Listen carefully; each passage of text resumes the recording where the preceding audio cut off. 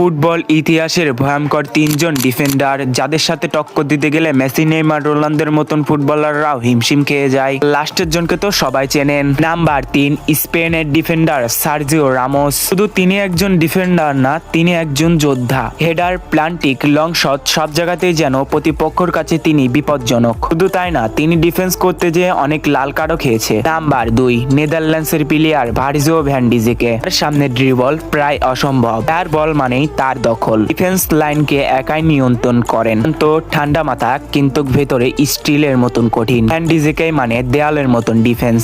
বন্ধুরা, 1 নম্বর দেখার আগে তুমি যদি মেসি, নেইমার, রোনালদোর ফ্যান হয়ে থাকো তাহলে অবশ্যই একটি লাইক করে চ্যানেলটিকে সাবস্ক্রাইব করে দিও। কমেন্ট বক্সে বলে দিও তুমি কার ফ্যান। নাম্বার 1, আর্জেন্টিনার প্লেয়ার ক্রিস্টিয়ানো রোমেরো। সামনে প্লেয়াররা যেন হিমশিম খেয়ে যায়। তার ডিফেন্সে যেন তার একাই রাজত্ব। ইজি গোল হওয়াও তিনি ঠেকিয়ে দেন।